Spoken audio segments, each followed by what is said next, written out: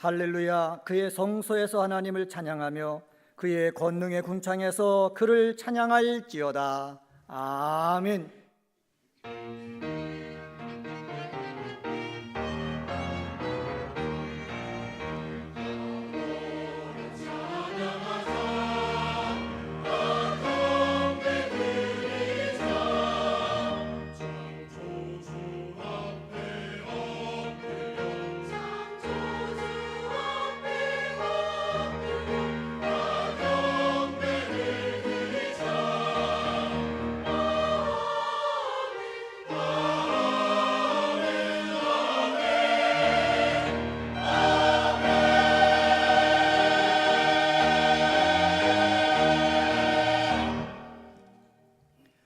다 같이 찬송가 35장 1절을 부르시겠습니다.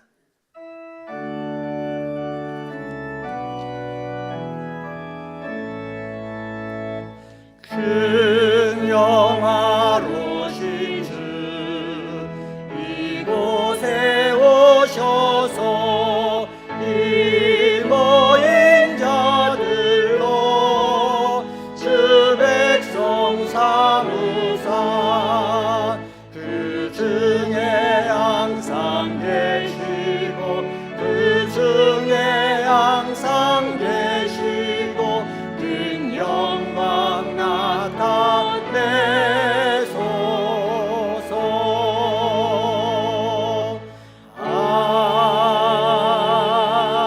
아멘.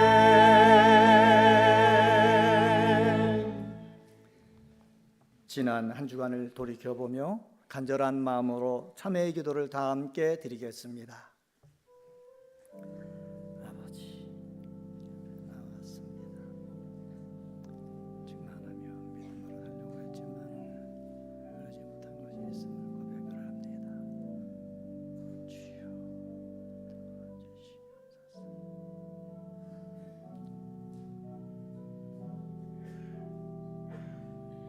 아버지,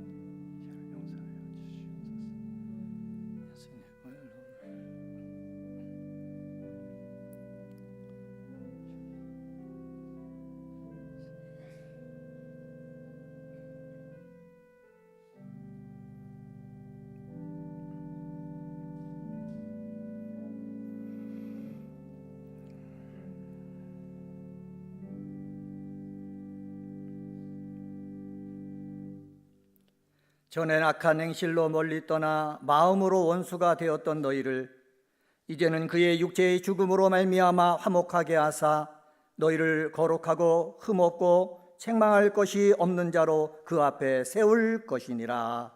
아멘.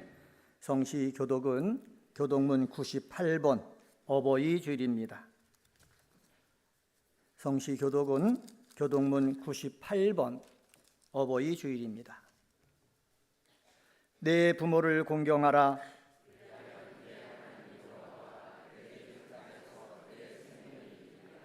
내 아들아, 내 아비의 훈계를 들으며 내 어미의 법을 떠나지 말라.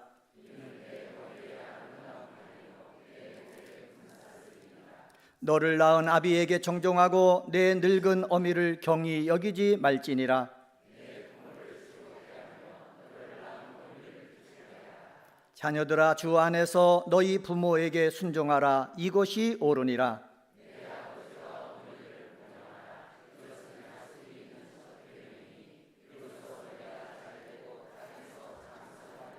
아멘. 다 같이 찬송가 557장을 부르시겠습니다.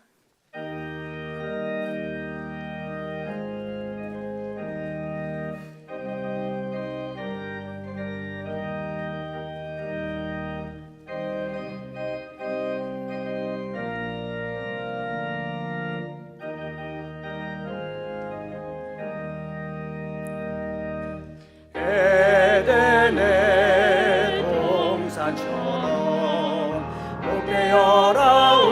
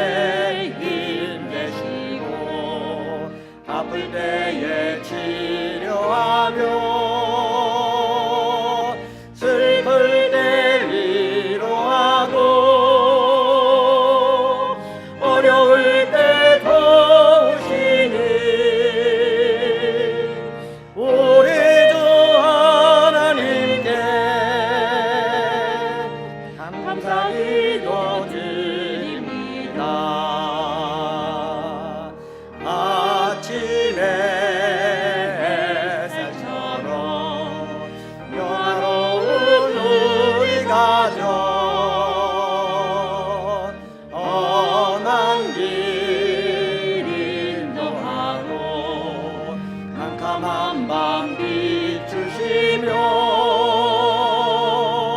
이 세상 끝날까지 사랑으로 보아니 우리 주 하나님께 몸과 마음 바칩니다.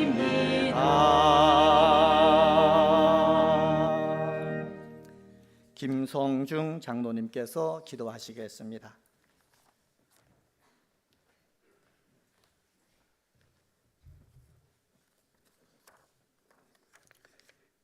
우리의 소망이 되시는 하나님 아버지, 연약하고 부족한 저희들을 사랑하여 주셔서 하나님 자녀 삼아 주시고 이 시간 하나님 앞에 예배드리게 하여 주심에 감사드립니다. 우리의 영원한 반석이시요 소망 되시는 주님만을 바라보며 주님 앞에 나왔사오니 세상이 줄 수 없는 기쁨이 충만한 예배가 되게 하여 주시옵소서. 우리의 삶에 많은 열매를 선물로 주신 하나님 아버지, 저희가 날마다 감사하며 찬양함에도 그렇지 못했음을 고백합니다. 있는 것에 감사하기보다는 없는 것을 원망하였고 삶의 최선을 다하기보다는 나태하고 미래를 걱정하며 살았습니다. 부족한 저희들을 용서하시고 다시 주님을 찬양하며 감사하는 삶이 되게 하여 주옵소서. 초록이 짙어가는 5월 한 달을 가정의 달로 지키게 하시고 새삼 가정의 소중함을 일깨워 주셔서 감사합니다. 우리의 생명을 주신 어버이께 감사하게 하시고 자녀들에겐 사랑으로 감사가 넘치는 가정들이 되게 해 주시고 믿음을 유산으로 물려주는 복된 가정들이 되게 하시옵소서. 사랑의 주님, 우리 교회에 금년 한 해 기원이 있습니다. 순종하는 교회, 늘 모이는 교회, 찬송하는 교회로서 큰 기쁨이 있는 교회가 되게 하여 주시고 이 아름다운 성전에서 온 성도가 함께 찬양하며 예배드리게 하옵소서. 사랑해 주님, 담임 목사님을 은혜 가운데 지켜주시고 사랑해 주셔서 감사합니다. 늘 강건하게 지켜주시고 하나님의 지혜와 능력을 주시옵소서. 가정에도 평안을 주시옵소서. 동역하며 기업을 돌보시는 부목사님들께도 성령의 능력으로 주님이 함께 하셔서 마음의 위로와 힘을 주시고 조금도 피곤치 않게 하여 주옵소서. 어린 영혼들을 인도하는 강도사님, 전도사님들에게도 주님의 사랑을 전하고 양육할 수 있는 지혜를 허락하여 주시옵소서. 다음 세대를 위하여 기도합니다. 우리 교회에서 자라나는 어린 생명들 하나님께서 지켜주시고 말씀과 믿음 안에서 잘 자라나게 하옵소서. 은혜의 광성 청년들과 중고등부들을 축복하여 주셔서 믿음으로 세상을 이기고 나라와 교회에 쓰임받는 큰 기둥들이 되게 하여 주옵소서. 선교를 허락하신 하나님, 인도 선교, 캄보디아 선교, 국내 조도 선교 등 은혜 가운데 기도로 준비하게 하시고 모든 선교지마다 하나님의 나라가 확장되는 놀라운 역사가 일어나게 하옵소서. 이 시간 우리 교회의 모든 성도들을 위해 기도합니다.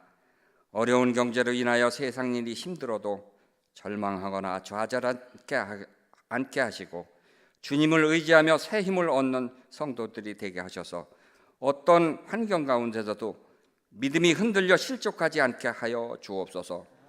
나라를 위해 기도합니다. 한치의 양보도 없이 이념 대립으로 서로 비방하는 정치가 혼란합니다. 역경의 시대에도 이 나라를 지켜주시었는데 하나님을 믿는 자들로 화합과 상생의 길을 나가도록 나라를 지켜주시옵소서. 이 땅에 민주주의가 정착될 수 있게 하나님 도와주시옵소서.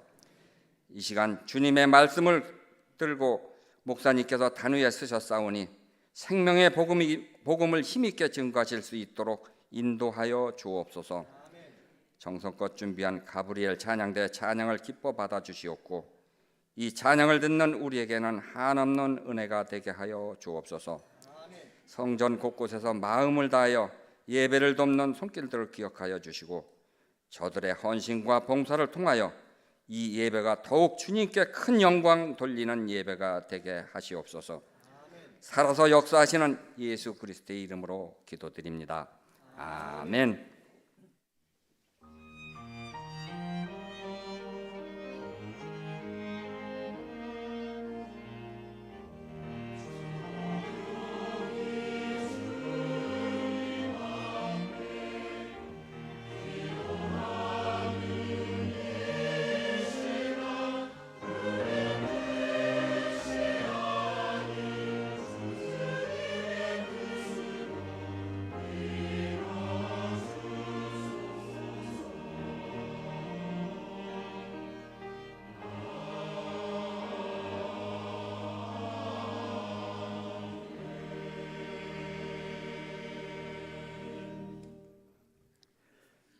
하나님의 말씀은 전도서 12장 12절서부터 14절까지의 말씀입니다.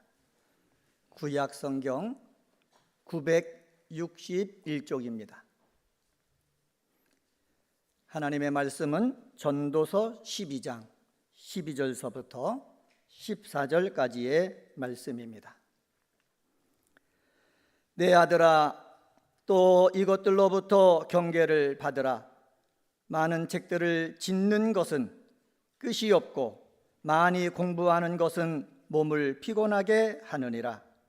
이래 결국을 다 들었으니 하나님을 경외하고 그의 명령들을 지킬지어다. 이것이 모든 사람의 본분이니라. 하나님은 모든 행위와 모든 은밀한 일을 선악간에 심판하시리라. 아멘.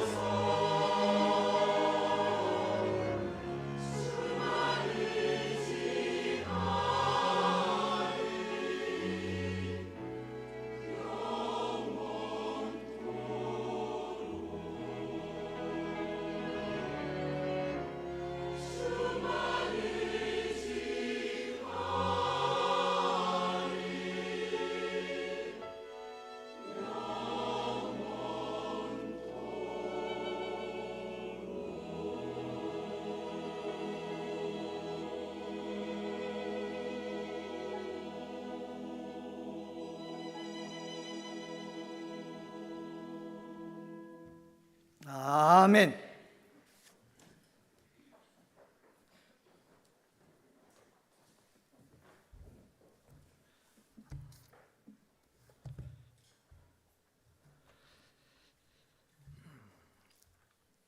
세계 4대 문명 중에 하나인 메소포타미아 문명은 장관 역사를 자랑합니다.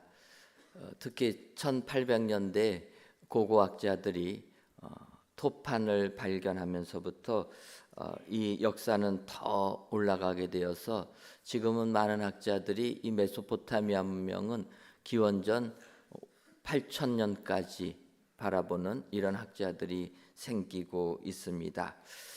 이 문명을 수메르 문명이라 이렇게 이야기하는데, 우리가 이 수메르 문명에 관심을 갖게 되는 것은 성경 믿음의 조상 아브라함이 갈대아 우르에서 약속의 땅 가나안으로 오게 됩니다. 아브라함이 가나안 땅을 오기 전에 살았던 그 우르 지역, 그 지역의 문명이 수메르 문명입니다. 그러다 보니까 우리들 성경을 보면서 이 수메르 문명에 관심을 갖게 되는데, 이 많은 학자들이 이 토판이 발견되면서부터 이 수메르 문명, 잊혀졌던 이 문명을 연구하기 시작합니다. 그 중에서 세무엘 노아 크레이머라는 이 학자가 수메르 지역에 발견된 그 토판을 쐐기 문자를 해석하게 됩니다. 해석하여서 그가 책으로 만들어낸 것이 역사는 수메르에서 시작되었다라는 이러한 책을 편찬하게 됩니다. 그가 이 쐐기 문자를 해석하면서 그 내용을 이렇게 적다 보니까 어찌됐든 인류 역사에서 가장 오래된 그 글자, 문자로 남은 문명이다 보니까 모든 게 다 최초라는 것입니다. 생각해 보면은 BC 이 학자가 해독한 그 토판 쐐기 문자는 BC 3700년경에 쓰여진 이 토판이라 이렇게 학자들이 분류를 하는데, 그 정도라면은 얼마나 오래전 시간입니까? 예수님 탄생하신 거가 2000년 전인데 거기서 거의 2배를 더 내려간 그 시대에 진흙판에 진흙의 글자를 문자를 새겨 넣었다라는 것이고, 그것이 기록에 남아서 지금 우리가 해독을 하게 되었다라는 것입니다. 그가 해독한 이 내용들 중에서는 눈에 띄는 이러한 부분이 있습니다. 어떠한 내용이냐면은 최초의 청소년 문제라, 아버지와 아들과의 관계를 이렇게 해독한 내용이 나오는데, 요즘 젊은 것들은 이러한 내용이라는 거예요. 많이 들어보지 않았습니까? 요즘 젊은 것들은. 그렇게 말씀하시는 분들은 벌써 연세가 드셨다. 그래서 요즘 젊은 것들, 좀 이상하죠? 젊은이들 이래야 되는데 재밌으라고 이렇게 한 것 같습니다. 그래서 그가 토판 17개를 이렇게 해독하다 보니까 그런 내용이 있다라는 겁니다. 아버지와 아들이 대화하는 가운데서 이런 내용, 사실 이거를 뭐 일부러 적었겠습니까? 그런데 아마 이 문자 토판을 기록한 사람은 토판에 글씨를 새기는 필경사 같다 이렇게 추측하면서, 그가 하도 마음이 힘들으니까 토판에다가 그걸 막 기록한 겁니다. 근데 이게 거의 6000년 지난 다음에 해독이 되는 겁니다. 그 내용은 이러합니다. 아버지가 아들에게 묻는 것부터 시작합니다. 아버지가 어디 갔었느냐 아들에게 이렇게 물어봅니다. 그러니까 아들은 아무 데도 가지 않았어요. 그러니까 아버지는 아무 데도 가지 않았다면서 왜 집에서 빈둥거리고 있냐? 빨리 학교에 가서 과제물 암송하고 점토판에 필기하고 과제물 끝내고 선생님에게 보고한 뒤에 나에게 와라.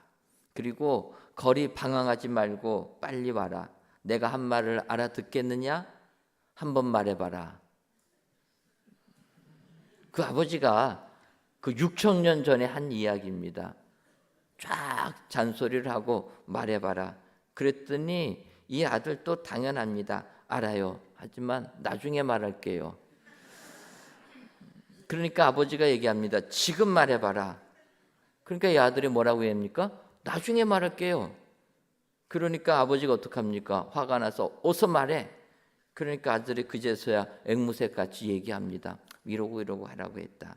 그러니까 그 아버지가 한탄해서 이렇게 얘기합니다. 내가 언제 너한테 돈 벌어오라고 했냐? 아니면 우리 공양하라고 했냐? 내가 너한테 한 말은 열심히 공부하라고 한 것밖에 없지 않냐? 내 형 좀 본받아라. 아마 이 말 들었으면은 아들이 난리가 나지 않았을까? 근데 그 내용은 없습니다. 그 내용은 도판에 기록이 안 돼 있고 이 아버지가 넋두리 같은 얘기들이 쭉 기록되다가 마지막에 그 아들에게 축복해 주는 걸로 이 토판이 끝나게 됩니다. 얼마나 화가 났으면 아들한테 상처받았으면 그 토판에다가 기록했겠습니까? 근데 어찌 보면 이 아버지와 아들의 대화를 보면은 6천년이 지난 지금도 전혀 이상하지 않지 않습니까? 여러분들 다 가정에서 하는 내용들 아닙니까? 그래서 지금 우리의 자녀들과 갈등 있는 부모님들 마음을 좀 내려놓으시기를 바랍니다. 왜 하나님 나에게 이러한 고난을 주셨습니까? 왜 내게 말 안 듣는 자녀를 주셔가지고 이렇게 힘들게 하십니까? 눈물 흘리지 마시고 이것은 인류 역사 시작할 때부터 있는 거다. 나만 당하는 어려움, 고난이 아니고 인간이면은 다 당했다. 여러분들 그래서 자녀 양육하실 때 상처 받으시는 분 한 분도 없기를 바랍니다. 오히려 이 토판을 읽어보게 되면 6천년 전에 인류 최초라고 하는 이 사람도 똑같았구나. 어찌 보면 지금 이 시대에 하는 말하고도 너무나 같습니다. 사람이란 존재는 어른과 자녀, 다음 세대는 항상 이런 갈등 속에서 살아간다라는 것. 그럼에도 불구하고 이 부모는 자녀를 축복해 준다라는 것입니다. 갈등이 있지만 부모는 내가 생명을 준 그 자녀들 항상 복을 빌어주는 축복해주는 자가 된다라는 것입니다. 그런 의미에서 오늘 전도서도 마찬가지입니다.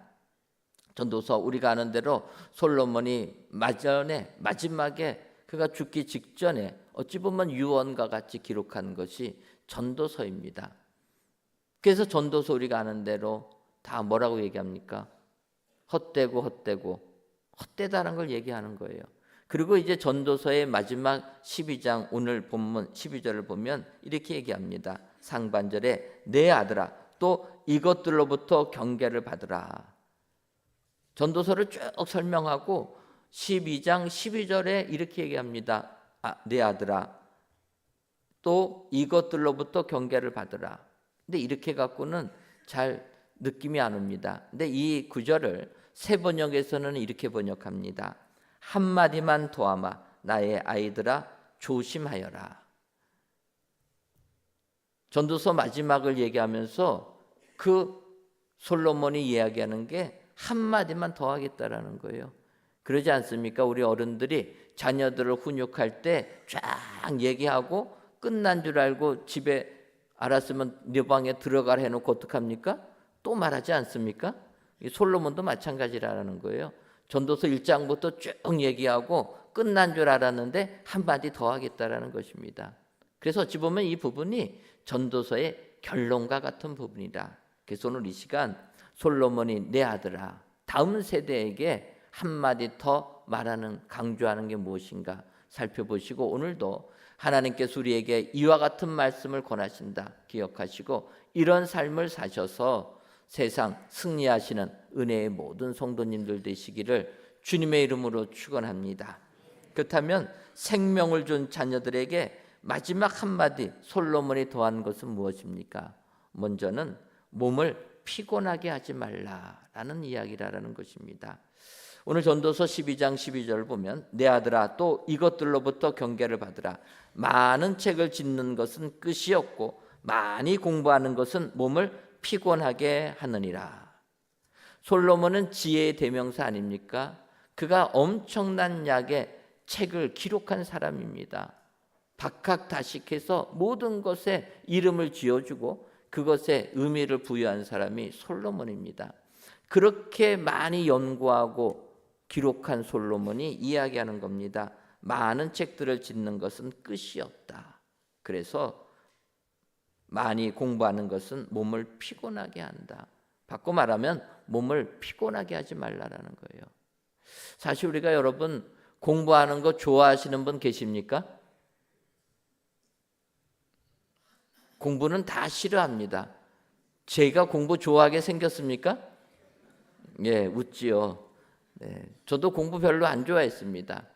근데 부모님들은 이 세상을 살려면 공부를 많이 해야 된다라는 거예요. 열심히 공부해야 된다라는 것입니다. 공부를 강조를 넘어서 공부하는 걸 강요하지 않습니까? 그래서 어려서부터 공부하는 거예요. 저도 어렸을 때 이런 것 때문에 상당히 혼란함을 겪었습니다. 그것은 뭐냐면 말씀드린 대로 제가 놀기 좋아하는 사람 아닙니까? 놀기 좋아하니까 저희 부모님이 저를 보면 맨날 공부하라고 하는 거예요. 근데 뭐 공부가 재밌어야지 하죠. 공부를 안 하고 있습니다. 그런데 저희 누님은 공부하는 걸 좋아하는 겁니다. 열심히 책을 봐요.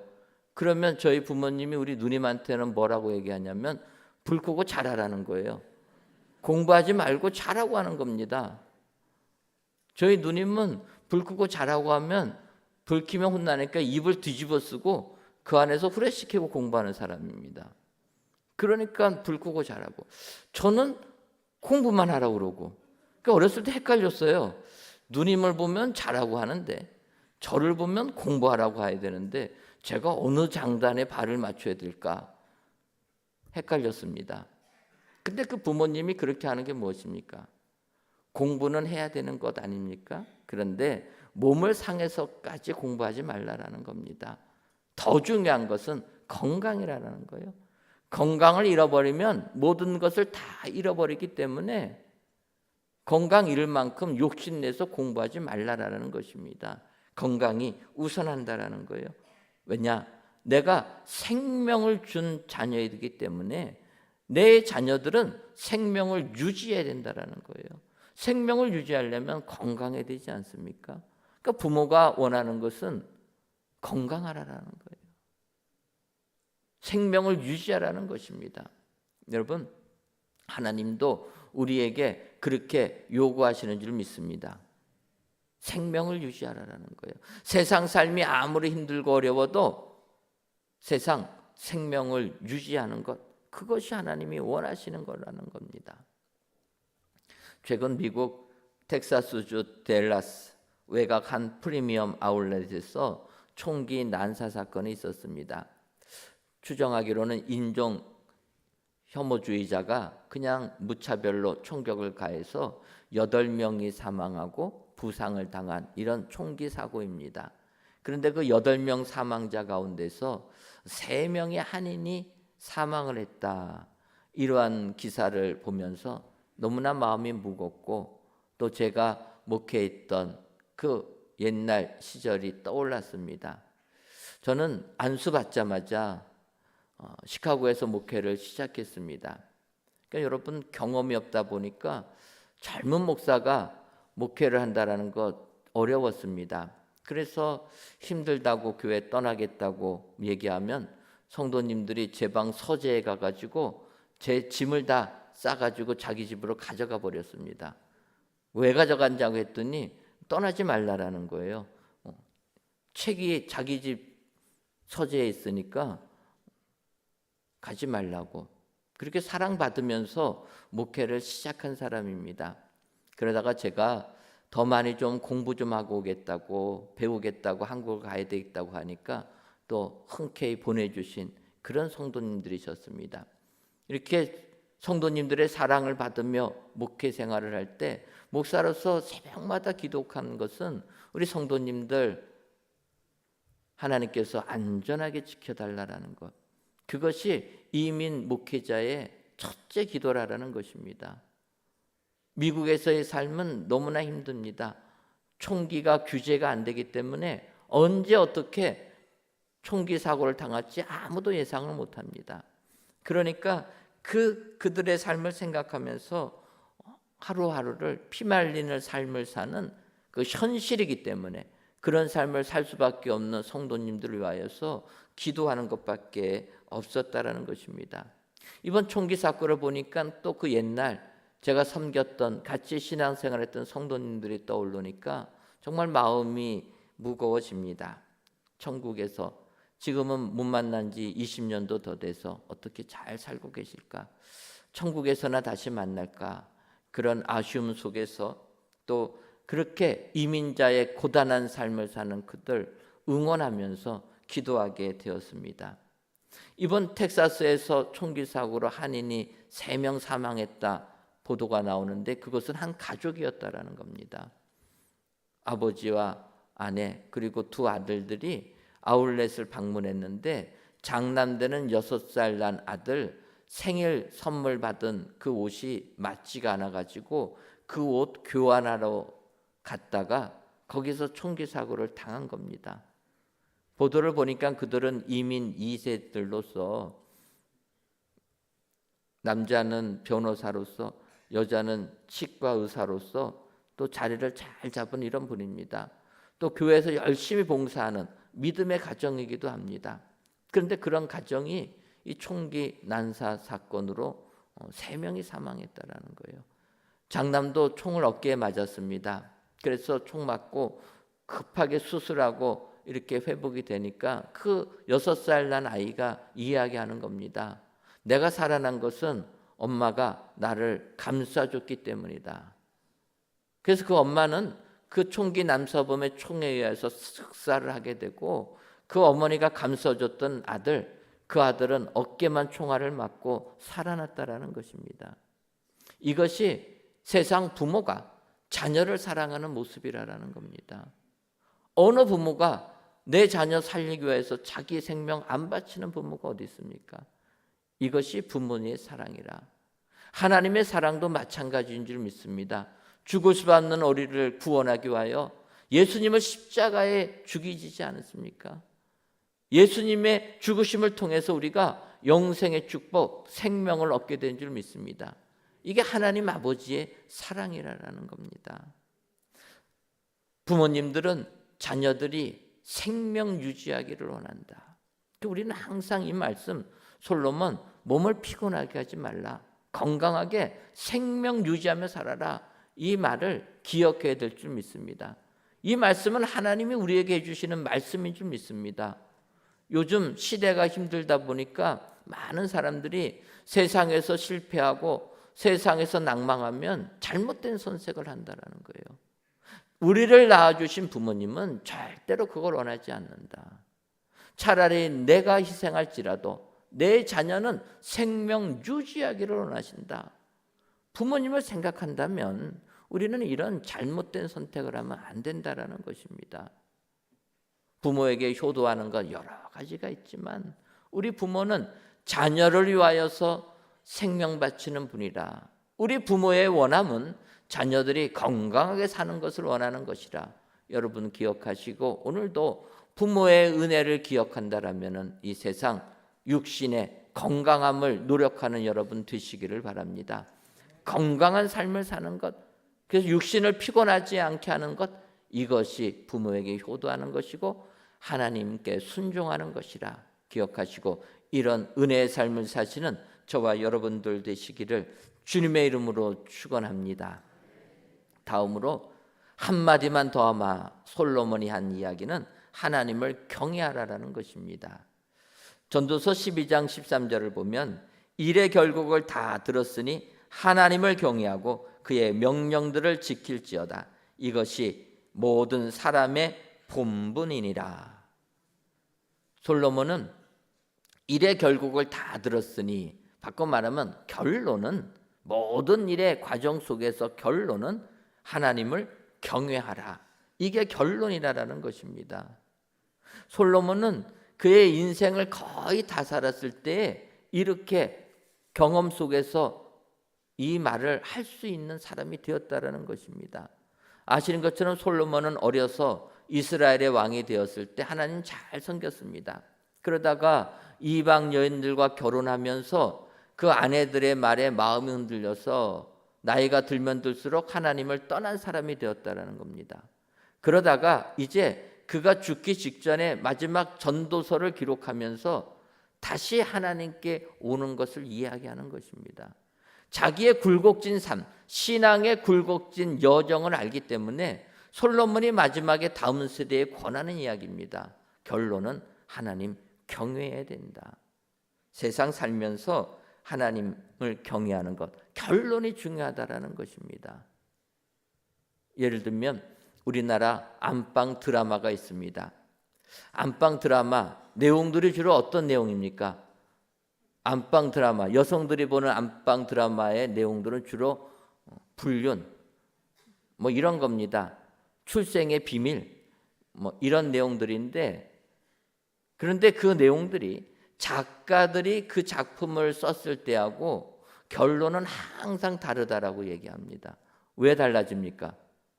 그 드라마를 보는 여성들이 모든 것이 결론은 해피엔딩으로 끝나야지만 받아들인다라는 거예요. 바꿔 말하면 남편이 바람 펴가지고 다른 여자 만나서 있는데 그 과정 얼마나 힘듭니까? 그런데 그 불륜녀하고 마지막 결론은 깨져야 되는 거예요. 깨져가지고 조강지처한테 두 손 들고 와야지만, 돌아와야지만 만족이 되는 겁니다. 행여라도 그 드라마의 내용이 바람핀 남편이 불륜녀와 행복하게 사는 것으로 끝난다, 그렇게 방송이 나가면 그 방송국은 망하는 겁니다. 한국의 어머니들이 가만히 있겠습니까? 못 견디는 거예요. 그래서 내용이 설사 그렇게 해야지 맞다 할지라도 방송 작가들은 다 수정하게 됩니다. 결론은 어떻게 돼야 됩니까? 조강지처에게 와야 된다라는 거예요. 그래서 행복하게 끝나야 된다라는 것입니다. 결론이 중요한 겁니다. 솔로몬도 이야기합니다. 내가 인생을 다 살아보고 마지막 전도서를 기록하면서 다음 세대에게 권하는 것 살아보고 나니까 결론은 하나님 경외하며 살아야 된다라는 겁니다. 여기서 하나님을 경외한다. 경외한다라는 의미가 무엇입니까? 두려워하는 거예요. 그러면 여러분, 하나님께서 우리가 믿음 생활할 때 하나님 앞에 벌벌 떨면서 두려워하면서 살기를 원하시겠습니까? 하나님 경외한다라는 것은 그렇게 무서워서 벌벌 떨면서 사는 것이 아니라, 제가 보기에는 하나님 두려워한다라는 것은 하나님의 설 자리를 마련해 드리는 거다, 이런 생각을 해보았습니다. 내 삶 속에 하나님이 계실 곳이 있어야 된다라는 거예요. 세상은 이렇게 얘기합니다. 너가 계획하고 너가 실행하고 너가 결과를 책임지라라는 거예요. 다 너가 다 하라는 것입니다. 그런데 하나님이 말씀하시는 것은 너가 계획 세우기 전에 나한테 물어보라라는 거예요. 너가 실행하기 전에 나한테 물어보라는 것입니다. 그러면 결과는 내가 다 책임지겠다. 하나님의 설 자리를 마련해 두라라는 거예요.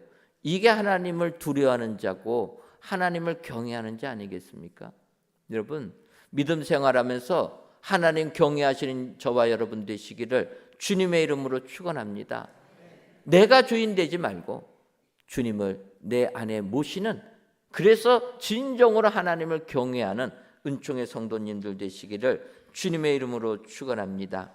예를 들면 다윗이 이스라엘의 통일 왕국의 왕이 되었습니다. 이제 사울도 죽고 이스라엘을 통일하게 되니까 블레셋 나라가 긴장합니다. 이제는 이스라엘 나라가 통일 왕국이 됐으니 함부로 할 수가 없겠구나. 다윗이 뿌리 내리기 전에 다윗 왕국을 무너뜨려야 되겠다. 그래서 블레셋 나라가 쳐들어옵니다. 쳐들어올 때 사무엘하 5장 19절을 보면 이렇게 얘기합니다. 다윗이 여호와께 여쭈어 이르되 내가 블레셋 사람들에게로 올라가리이까 여호와께서 그들을 내 손에 넘기시겠나이까 하니 여호와께서 다윗에게 말씀하시되 올라가라 내가 반드시 블레셋 사람을 내 손에 넘기리라 하신지라. 블레셋 사람들이 전쟁하겠다고 쳐들어왔을 때 다윗은 하나님께 기도했다라는 것입니다. 하나님, 지금 전면전을 할까요? 올라갈까요? 그래서 싸울까요? 하나님께 기도합니다. 하나님이 뭐라고 말씀하십니까? 올라가라. 그 말에 다윗은 순종해서 블레셋과 전쟁을 합니다. 결과는 어떻게 됩니까? 블레셋 나라들이 참패해가지고 물이 흩어지는 것처럼 흩어지게 되었다. 그래서 그 장소의 이름을 바알브라심이라 이렇게 지칭하게 됩니다. 다윗이 전쟁을 해서 승리를 하게 되었습니다. 블레셋 사람들은 물이 흩어졌는데 흩어진 다음에 다시 전열을 재정비하고 또 쳐들어옵니다. 그때 다윗이 하나님께 또 기도했다라는 거예요. 사무엘하 5장 23절과 24절을 보면 다윗이 여호와께 여쭈니 이르시되 올라가지 말고 그들 뒤로 돌아서 뽕나무 숲을 맞은편에서 그들을 기습하되 뽕나무 꼭대기에서 걸음 걷는 소리가 들리거든 곧 공격하라. 그때 여호와가 너보다 앞서 나아가서 블레셋 군대를 치리라 하신지라. 블레셋 나라가 도망갔다가 또 전쟁하려고 오니까 이때도 마찬가지로 다윗은 기도했다라는 겁니다. 하나님께 여쭈니까 이번에는 하나님께서 전면전하지 말라라는 거예요. 바로 올라가지 말라고 얘기하십니다. 하나님의 말씀은 그들 뒤로 돌아가서 그들을 기습해라. 다윗은 하나님의 말씀에 순종해서 그들을 피해가지고 기습 공격을 합니다. 그리고 그 전쟁에서 아예 승리를 거두었다. 다윗은 하나님을 경외하는 자였습니다.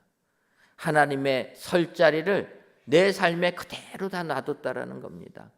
적군이 쳐들어오는 위기의 상황 속에서도 그래서 다윗은 하나님이 내 안에 계셨기 때문에 설 자리가 계시니까 하나님께 여쭈었고 하나님이 하라는 말씀 그대로 순종해서 블레셋 나라를 물리친 축복자가 되었다. 오늘 귀한 예배를 드리신 저와 여러분들이 솔로몬의 권면처럼 하나님 경외하시는 여러분 되시기를 주님의 이름으로 축원합니다. 하나님 경외는 내 안에 하나님 설 자리를 만드는 거라. 이렇게 하나님과 동행하셔서 오늘도 축복의 삶을 사시는 여러분 되시기를 주님의 이름으로 축원합니다. 마지막으로 한마디만 더한 그 솔로몬의 말은 심판을 명심하라라는 것입니다. 전도서 12장 14절을 보면 하나님은 모든 행위와 모든 은밀한 일을 선악간에 심판하시리라 이렇게 말씀하고 있습니다. 사실 인간들이 죄를 저지르는 것은 하나님께서 우리를 보지도 아니하시고 그래서 우리를 심판하지도 아니하신다라는 착각 속에 있기 때문에 세상 범죄 저지르는 것 아무렇지도 않게 생각한다라는 것입니다. 하지만 오늘 성경은 하나님은 심판주라는 겁니다. 우리의 삶을 심판하신다. 심판하신다라는 것은 다 보고 계신다라는 겁니다. 어느 정도까지 보고 계시냐면 노아의 심판 때 하나님께서 인간들이 사는 걸 보면서 이렇게 말씀하십니다. 창세기 6장 5절과 6절을 보면 여호와께서 사람의 죄악이 세상에 가득함과 그의 마음으로 생각하는 모든 계획이 항상 악할 뿐임을 보시고 땅 위에 사람 지으셨음을 한탄하사 마음에 근심하시고 이렇게 얘기합니다. 하나님께서 사람의 죄악이 세상에 가득한 것을 보셨다. 그런데 그의 마음으로 생각하는 모든 계획이 항상 악할 뿐임도 보셨다. 바꿔 말하면 우리 하나님은 우리의 생각, 마음에 있는 계획까지도 다 보시는 분이라는 것입니다.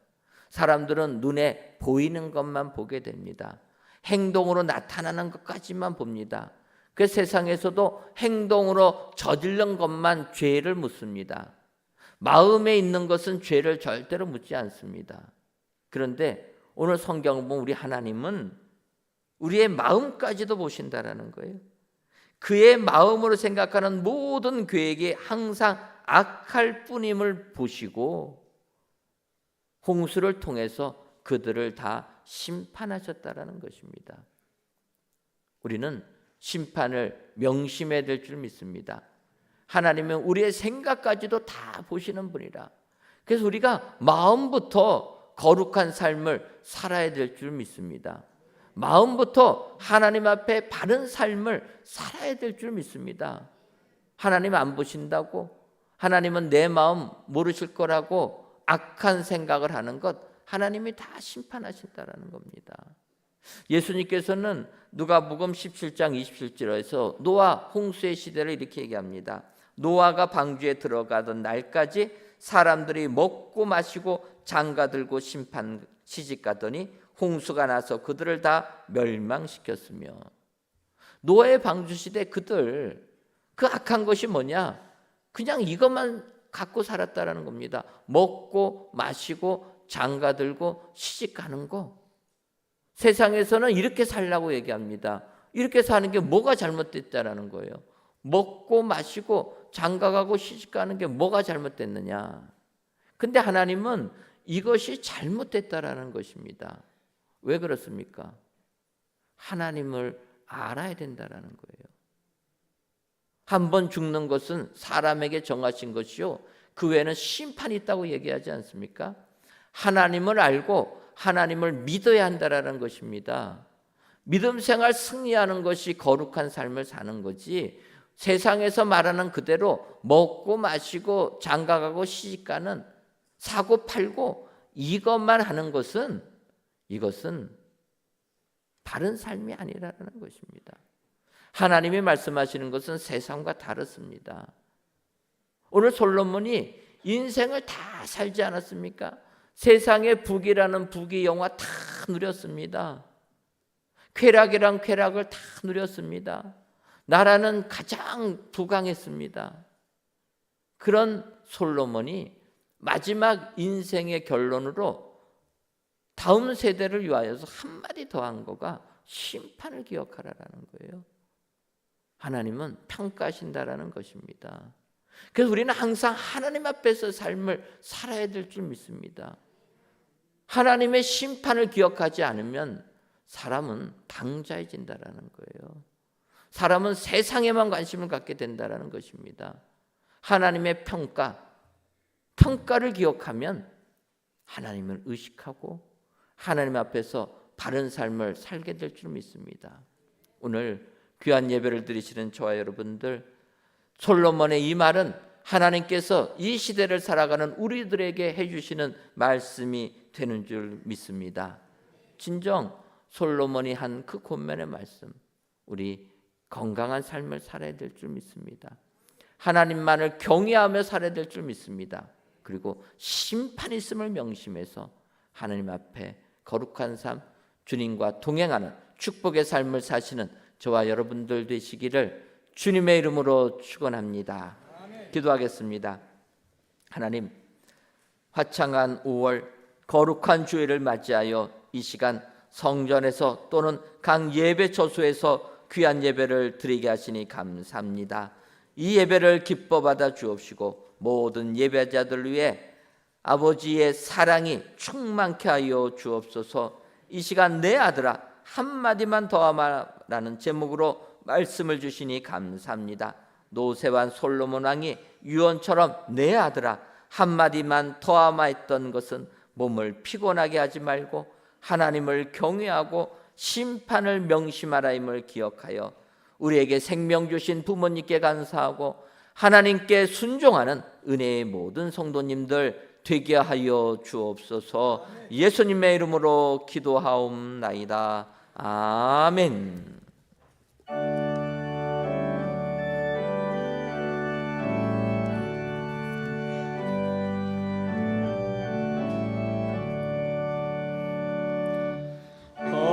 어머니의 넓은 사랑 귀하고 고귀하다. 그 사랑이 언제든지 나를 감싸줍니다. 내가 울 때 어머니는 주께 기도드리고 내가 기뻐 웃을 때에 찬송 부르십니다. 아침 저녁 읽으시던 어머니의 성경책 손때 남은 구절마다 모습 본 듯합니다. 믿는 자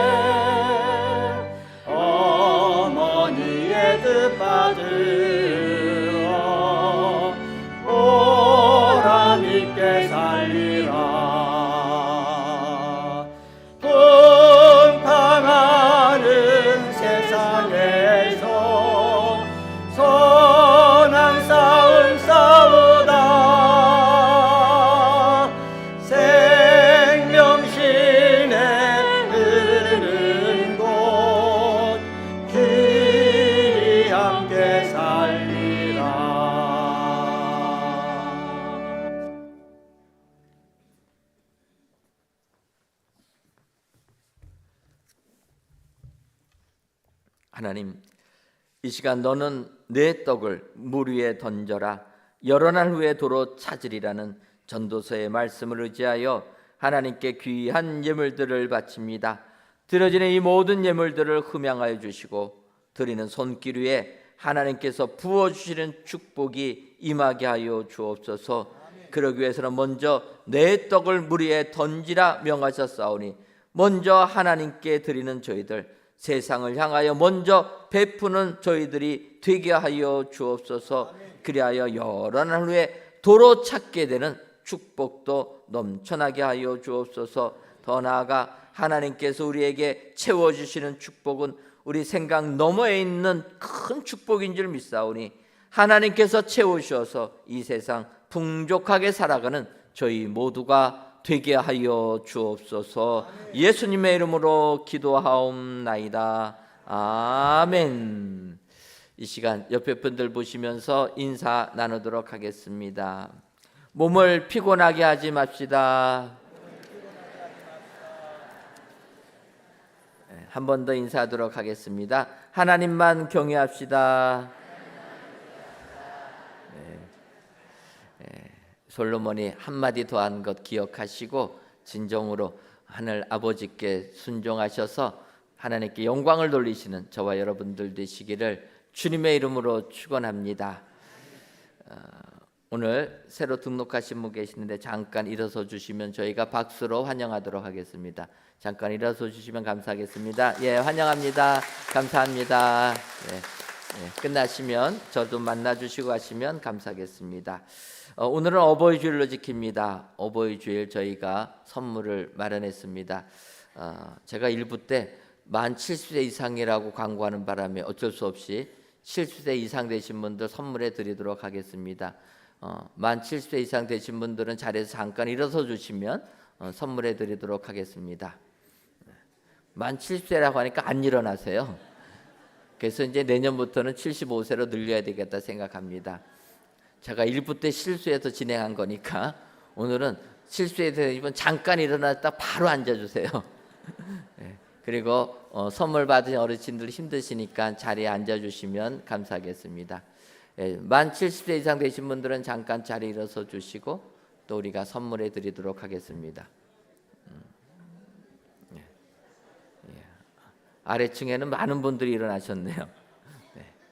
네, 감사합니다.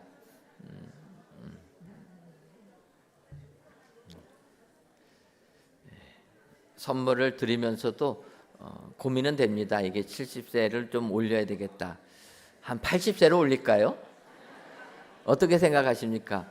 요즘엔 70세는 젊으셔가지고 내가 왜 효도를 받고 내가 왜 선물을 받냐 이런 분들이 많이 계세요. 그래서 한 80세 정도 돼야지 어르신이 아닐까. 100세 시대를 살다 보니까 나이가 점점 젊어지고 있습니다. 저희가 내년도에는 잘 고민해서 또 진행하도록 할 테니까 또 그러지는 마시고요. 작년엔 주고 왜 올해 안 두냐 이런 말씀은 마시고 선물 못 받으시면은 내가 더 젊어졌다 그렇게 생각하시면 됩니다. 여러분들 기억하시고 또 많이 힘내주시면 감사하겠습니다. 받으신 분들은 자리에 앉아주시고 남성과 여성이 조금 구별 안 되시는 분들은 이따 나가실 때 교환해 주시면 감사하겠습니다. 제가 오늘 선물 받으신 어르신들을 위해서 잠깐 기도하겠습니다. 하나님, 어버이 주일을 맞이하여서 우리 교회를 위하여 지금까지 헌신하신 믿음의 어르신들 이 시간 하나님께서 축복해 주시기를 소원합니다. 몸된 교회를 위하여 평생 기도하신 어르신들 주여 우리 어르신들에게 건강에 건강 더하여 주옵소서. 정말 우리 은혜광성교회가 부흥하고 하나님께 영광 드리는 모습을 직접 눈으로 볼 수 있는 축복의 어르신들 되게 하여 주시고 몸된 교회를 위하여 항상 기도하시는 어르신들 되게 하여 주셔서 하나님께 영광 돌리는 귀하신 어르신들 되게 하여 주옵소서. 예수님의 이름으로 기도하옵나이다. 아멘. 우리 어르신들 위하여서 감사의 박수하도록 하겠습니다.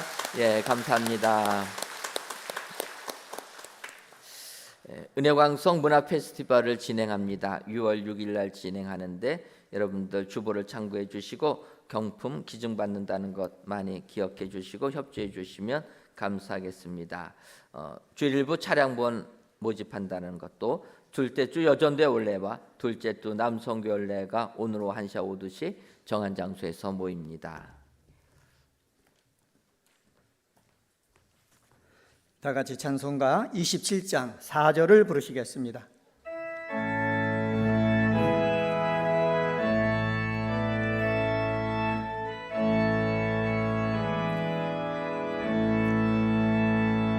나 이제 생명이 있음은 주님의 은혜요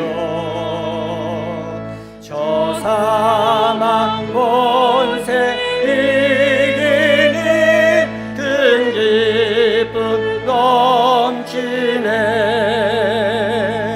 큰 기쁨 넘치네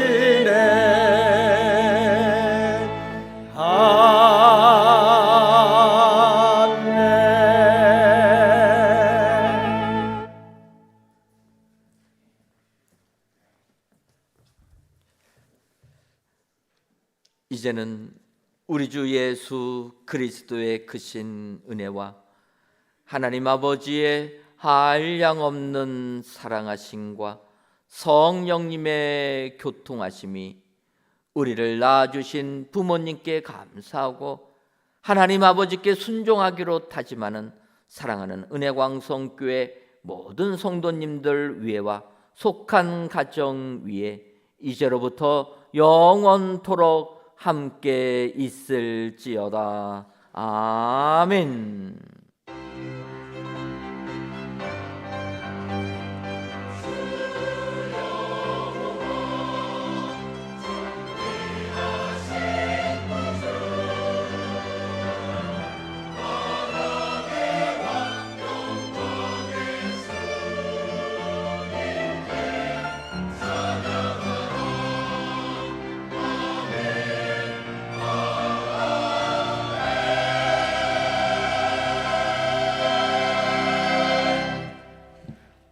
어버이 주일입니다. 낳아주신 부모님께 감사하시며 하나님께 영광 돌리며 살아가시는 성도님들 되시길 소망합니다. 안녕히 들어가십시오.